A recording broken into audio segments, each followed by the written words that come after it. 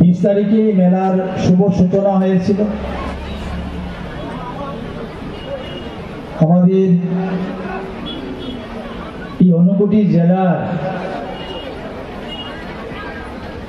4500 স্বসহায়ক দল রয়েছে। তার মধ্যে বেস্ট যে দলগুলো রয়েছে এই দলগুলা বা তাদের প্রায় 37 স্টল এখানে লাগানো হয়েছে বিভিন্ন সামগ্রী নিয়ে। আমি ধন্যবাদ জানাবো চেয়ারম্যান তথা যারা অক্লান্ত পরিশ্রম করে শৃঙ্খলার মধ্যে দিয়ে এই 3 দিন ব্যাপী মেলা পরিচালনা করে যাচ্ছেন আমার স্বসহায়ক দলের দিদিরা, যারা ক্লাস্টারে রয়েছেন,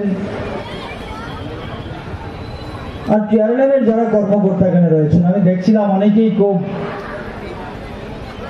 দায়িত্ব নিয়ে এটাকে পরিচালনা করেছেন।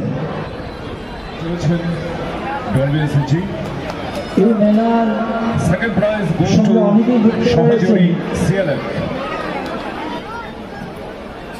এই মেলায় এই 3 দিন ব্যাপী বিভিন্ন ধরনের এখানে সাংস্কৃতিক অনুষ্ঠান চলছে।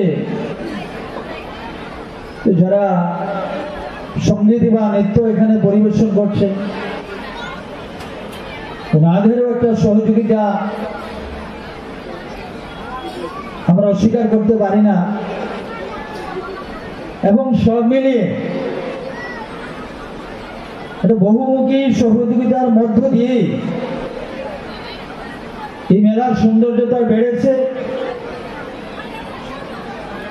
মেলার পরিবেশ সুন্দর রয়েছে। যারাই প্রত্যক্ষ পরোক্ষভাবে এই মেলায় অংশগ্রহণ করেছেন বা সহযোগিতা করেছেন, আমি সকলকে অনেক অনেক ধন্যবাদ জানাচ্ছি। আমরা জানি যে নিজেদের বাড়িতেই হোক বা সার্বজনীন যদি কোনো অনুষ্ঠান হয়, যে প্রথম দিকে আমাদের মধ্যে অনেকটাই আনন্দ, যখন তার সমাপন হয় সকলের মনে একটু কষ্ট হয়। যদি আরো 1 দিন 2 দিন সেই আনন্দের মুহূর্তটা আমরা পেতাম, এটা স্বাভাবিক। তো আজকে এই যে সারস মেলা, তার যে লক্ষ্য বা তার উদ্দেশ্য আমরা সবাই জেনেছি। উদ্বোধনের দিনে সেই বিষয় সম্পর্কে সবাই অবগত আপনারা হয়েছেন। আজকে এখান থেকে অনেক স্বসহায়ক দল, প্রায় 300 স্বসহায়ক দল এই জেলার 300 দলের মধ্যে 10 জন করে যদি হয় তো 3000 আমাদের দিদিরা যুক্ত রয়েছেন। 300 স্বসহায়ক দলকে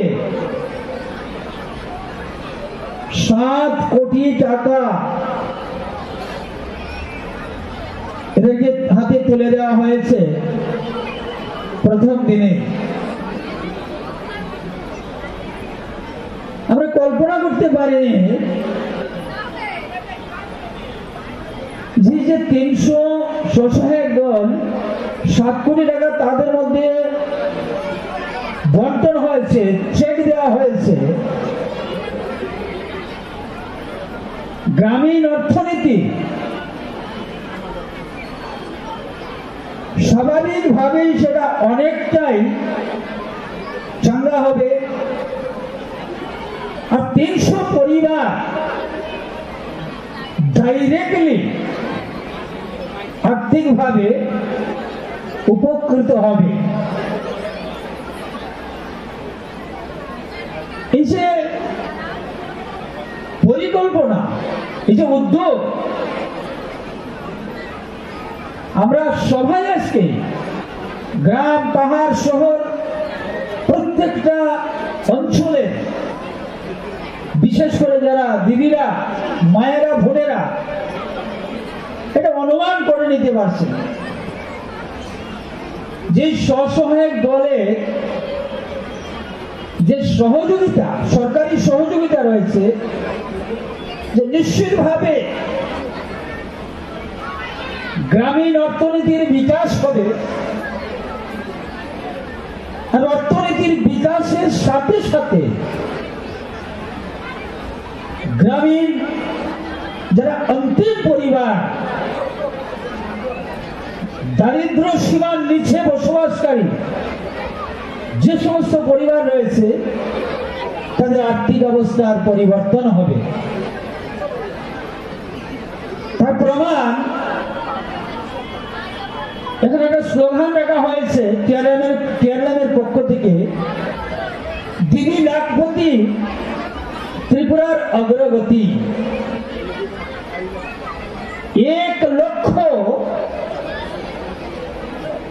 দিদি আজকে যার